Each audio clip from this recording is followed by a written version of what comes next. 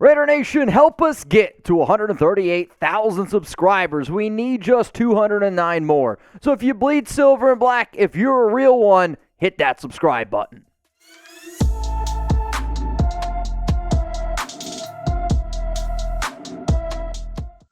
Raider Nation, what's going on? You're watching the Raiders Report, and today's show is presented by Panda Supps. It's the summer. It literally is officially the summer, and if you're trying to get into better shape, use code PandaNation for 25% off at pandasupps.com. But the one product that I want you to go try is their brand new protein, and I'll tell you about it coming up here in just a little bit. So I was surfing the interwebs today, and I saw that ESPN, they released an article, and essentially what I'm going to be doing here on today's show is giving my reaction, giving my analysis to what the Las Vegas Raiders apparently should do according to Field Yates. So their article, which was ESPN Plus, and some of y'all don't want to pay for it, so hey, we're free here on YouTube. One last offseason roster move for all 32 NFL teams. The one last roster move that the silver and black should make, according to NFL insider Field Yates, is going out and signing free agent cornerback Marcus Peters. So not only am I going to talk about my thoughts on Peters, we're going to break down a few other things around the silver and black, maybe some other things that McDaniels and Ziegler could end up doing. But in the article, Yates really hits on some of the things in terms of Peters already met with the Raiders. He believes that the Raiders need to add another veteran corner. If I'm being 100% honest with you, when I read through the article, it was like, okay, what are the most common sense things that all 32 NFL teams should do? Peters has been linked recently, and for that reason, I think is why Yates ended up going with it. But hey, this is exactly what he had to say about the Raiders signing Peters. When you look at the Raiders' cornerback depth chart, it suggests that they subscribe to the theory that it's easier to cover up a thin secondary with an excellent pass rush than in the inverse. I agree, but also think that they need more playmaking at corner, and Peters is an ideal candidate. He has already visited the team, and while not the same player he was just a few years back, he's still an opportunistic ball hawk who can bring an infectious confidence to any team. He broke up 6 passes last season with Baltimore after missing 2021 with a torn ACL. So as it stands right now, this is what you're looking at for the Raiders cornerback room. You got Duke Shelley, Tyler Hall, Nate Hobbs, then David Long Jr., Ja'Cory Bennett, Brandon Faison. I do think if the Raiders don't go out and bring in Peters, that's probably going to be your top 6 corners on your 53-man roster. However, if you do bring in Peters, you're probably going to have him play on the outside, could potentially even kick Nate Hobbs in and play a little slot corner. The reason why I have come on this show, Giggity, and I have said multiple times that I do think having him on this team makes sense is because you didn't go out and you did not add a big-time corner in free agency. You did not add a big-time corner during the NFL draft. And let's face it, the Raiders need to be able to force more turnovers. They were ranked dead last in the NFL last season in interceptions. They ranked dead last in the NFL in overall turnovers forced. And Peters is a little bit washed up, but you know what? He's always been able to force turnovers, whether it's interceptions, whether it's being able to punch the football out. He is an aggressive player.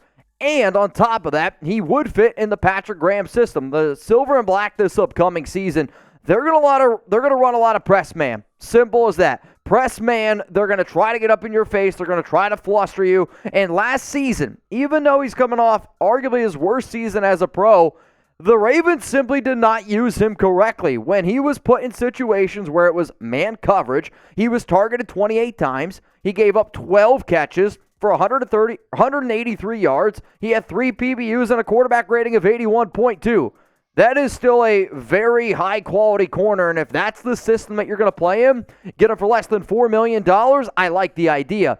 However, though, I have said before, I like the idea of signing Peters, but that's not what the article was. The article was, you can make one move.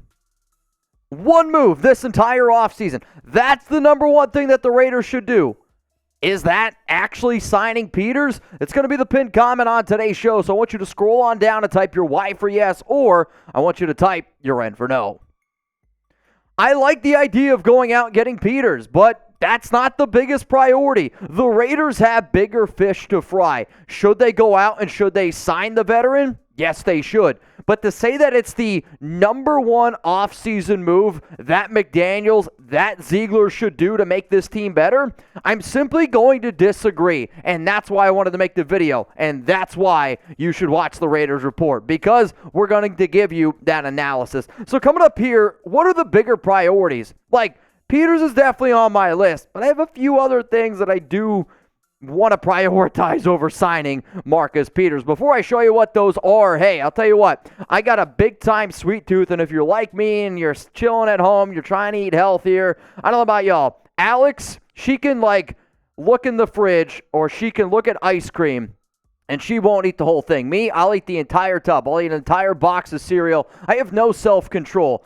But when I really do have a craving late at night, the easiest way for me to curb it is by actually some Panda Supps protein. I promise you this, if you try this protein and it's not the best tasting protein that you've ever had, you can call me a liar right here on this show, because to me, every protein that I have from them, it is unmatched. Use code PandaNation for 25% off at pandasupps.com. On top of that, not only is it super healthy for you with 30 grams of protein, great after a workout, only 140 calories. Like, you're going to eat it, you're like, there's no way this is good for me. And they just dropped 2 new flavors. So if you want to try the cookies and cream, if you want to try the strawberries and cream that actually has freeze-dried strawberries inside, I'm telling you, Panda Supps is changing the game when it comes to protein. So one more time, I'm going to put this in the comments. It's also going to be in the description of today's video. It's pandasupps.com, 25% off. Just make sure that you use code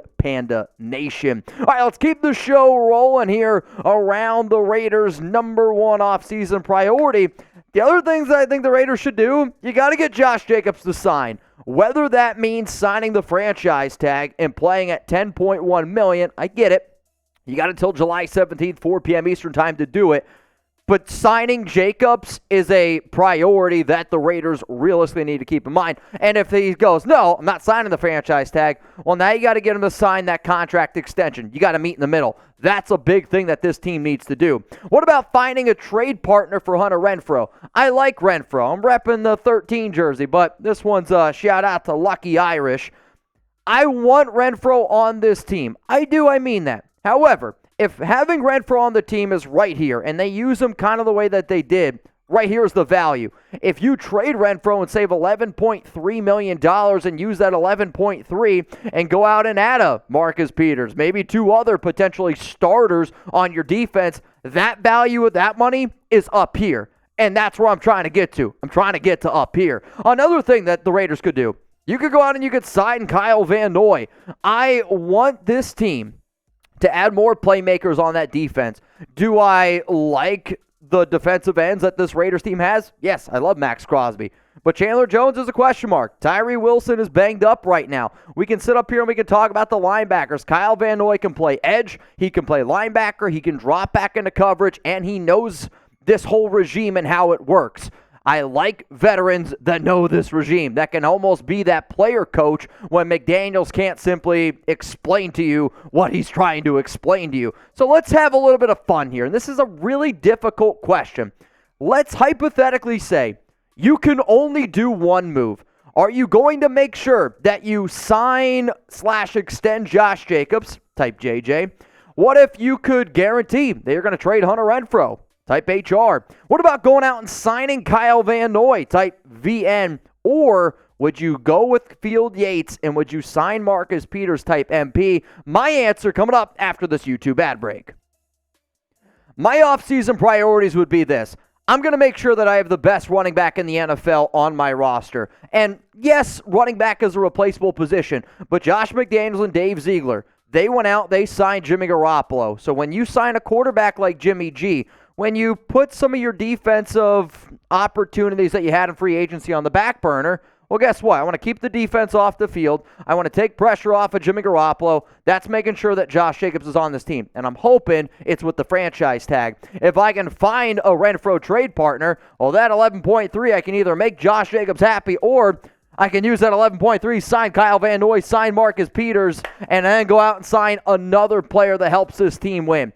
this would be my offseason priorities. Peters is up there, but he's not number 1, not number 2, and well, shit, you guys can read, not number 3 either. You're right. He's like my side chick. So we also got some new subs here. Yeah, I won't tell Alex. Edward Torres, Austin P., Frederick, Mr. Raider 76, and then Harold Dixon. I want to say a huge shout out to all of y'all for hitting that subscribe button. And because we've been gaining so many more subs, this show continues to grow. I've been talking to a Raiders player literally in my DMs as we speak right now. Says he's down to join the show anytime after June 30th. The more and more this show grows, the more and more things that we can do. So to y'all 5 right there, I appreciate the hell out of you. Now, before I leave everybody today, not only does Chat Sports cover the NFL, but we also cover the NBA. Now, I'll be real with y'all. I'm not going to be the one doing the NBA draft live, and you don't want me to be doing this coverage because NBA is not my strong suit, though I got a solid jumper, right? But Chat Sports going to be live for the NBA draft. Last year, 782,000 people watched. This year, because of this guy right here, I think we're going to hit 1 million. There's going to be giveaways. There's going to be dudes being dudes like we are here on the Raiders Report. But if you want NBA draft live coverage, and you're going to get the picks before you see them on TV, go subscribe, youtube.com/@chatsports. I'm also going to put the link for you guys down in the comments and in the description. Hopefully you enjoyed today's show on the Raiders Report.